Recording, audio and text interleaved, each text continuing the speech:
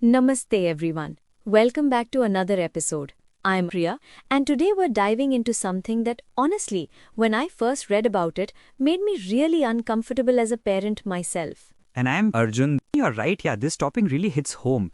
We're talking about the so called good child. You know, the bacha everyone praises at family functions, the one who sits quietly while adults are talking, never creates a scene. But here's the twist, what if being too good is actually not good at all? Exactly. And what we're sharing today has been beautifully curated by the Balmurti editorial team as part of Balmurti Online in English, an initiative by the Unified Growth Foundation. That's right. And you know what? I want to debate you on this. Because I grew up being that good child. My parents were so proud. Beta, she never gives us any trouble. Teachers loved me. But looking back now, I wonder, was I really happy or was I just performing? See, that's the million-dollar question. Let me play devil's advocate here for a moment. What's wrong with raising obedient children? Indian culture values respect, discipline, shant bache. Why are we suddenly calling this a trap? There's a huge difference between cooperation and compliance. Cooperation means your child helps you because they feel connected to you. They understand why it matters. Compliance, that's when they obey out of fear. Fear of losing your love, your approval. Okay. But let me challenge that. In our Indian households, we have guests coming over, family gatherings, functions. Don't we need children who can behave appropriately? I mean, what's the alternative? Letting them run wild? No, that's not what I'm saying at all. Of course, we need children who understand social situations, but here's what the research shows, and this is crucial for today's parents to understand. If your child never pushes back, never says no, never shows anger, that's not a badge of honor, that's a red flag. It means they've shut down the inner voice just to keep the peace. All right, you're making me think here. But let me share a real story that happened just last month. My neighbor's son Aditya, he's about 8 years old. Absolute sweetheart, never causes any problems. The kind of kid every parent dreams of having. Recently, a distant relative visited their home, and this relative kept insisting Aditya sit on his lap, give him a hug. Oh no, I can already see where this is going. Exactly. Aditya looked visibly uncomfortable. You could see it in his body language, but he did it anyway. He went along with it. His mother later told me that evening he cried in his room. Afterward, he told her he didn't like it.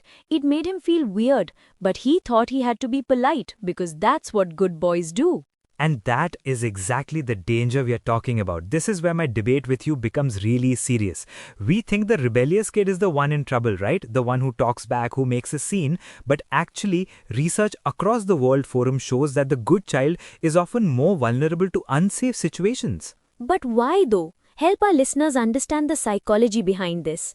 Because we've trained them to prioritize politeness over safety. Think about it. If a peer pressures them to do something wrong at school, they go along because they don't want to be difficult. If someone makes them uncomfortable, they freeze because they've learned that being good means making adults happy, not protecting themselves. Their internal alarm system gets completely disabled. Okay, now you're really making me uncomfortable. So you're saying by praising obedience all the time, we might actually be putting them in danger? Yes, and here's another layer that really breaks my heart. These children often become what researchers call emotional ATMs. Let me explain what this means. They are so attuned to their parents' stress, especially in today's world where both parents are working, dealing with financial pressures, health issues, family drama. Yeah, life is stressful for everyone these days. Exactly. So these sensitive children quickly learn to read the room. They think, Mummy, Papa are already so tired. They're already dealing with so much. I can't add my problems to their plate. I need to be the easy one. So what do? They become low maintenance to protect you, the parent.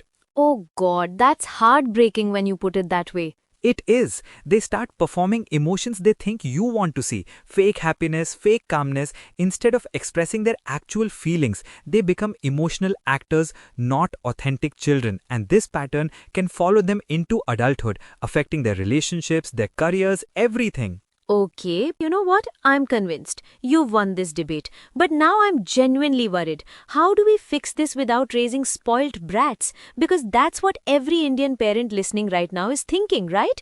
They're saying if I let my child say no to me, if I let them express anger, they'll become battameez, disrespectful. Such a great question, and this is where the guidance becomes really practical and actionable. First thing, and I know this sounds counterintuitive, praise the pushback. When your child disagrees with you, that's actually a moment to celebrate. Give me a concrete example because I need to understand how this works in real life. Sure, let's say it's morning, you're getting your child ready for school, and they say, I don't want to wear that shirt, I hate it. Now, a natural reaction as Indian parents is to snap, right? Stop making a fuss, we're already late, just wear it. But instead, pause for a moment and say, I love that you know what you want and you're telling me. Okay, quickly pick a different one. You're teaching them their no is powerful, not dangerous. Understanding. But in Indian families, especially with elders around, this can be really tricky, no? If my child says no to Dadi or Dada, won't that be seen as disrespectful? Won't there be family drama? That's where we need to be smart and strategic. It's about teaching them how to assert boundaries respectfully. You can absolutely say no with respect. For example, Dadi, I'm not comfortable with that right now, but thank you for thinking of me. We need to model this language for them, show them it's possible to be both respectful and self-protective. That's actually really helpful. What else can parents do? Because I know our listeners are probably taking notes right now. Parents, grandparents, teachers, this affects everyone. Second thing, and this is subtle but so powerful, stop calling them good boy or good girl all the time. That label implies they're only worthy when they're compliant, when they're making us happy. Instead, praise their effort, their character, their choices. Don't say you were such a good girl for not crying at the doctor. Say, I know that injection hurt and you were brave. You showed real courage. Oh, that's a completely different message. One is about pleasing us, the other is about their internal strength. Exactly, you're recognizing their experience, not just their behavior. And finally, and this is absolutely critical for safety, teach them what's called the uncomfortable drill. Tell them explicitly in clear words if something feels wrong in your body, if you feel that weird feeling in your stomach. Trust it. That feeling is there to protect you. You're allowed to be rude if you feel unsafe, and you especially don't have to be nice to anyone who makes you uncomfortable. I have to say, you've completely changed my perspective today.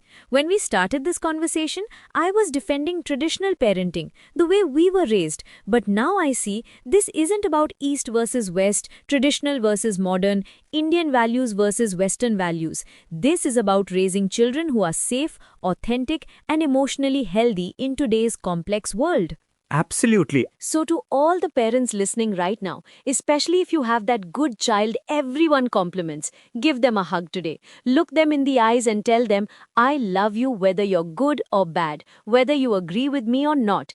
And maybe, just maybe, encourage them to be a little bit bad in healthy ways. Yes, let them make a mess sometimes. Let them disagree with you. Let them express anger in appropriate ways. Let them take up space, make noise, have opinions. Because ultimately, we are raising children not to be convenient for us in the moment. We are raising future adults who need to be strong, safe, assertive, and true to themselves. And that good child who never causes problems, they might actually be the ones silently struggling the most, carrying burdens they shouldn't have to carry, suppressing feelings that need to be expressed. Exactly. So let's redefine what good means. A good child isn't one who's always quiet and obedient. A good child is one who feels safe expressing themselves, who knows their boundaries, who trusts their instincts, and who knows they're loved unconditionally. Thank you so much for joining us today, everyone. This has been such an eye-opening conversation, and I hope it's given you as much to think about as it has given me.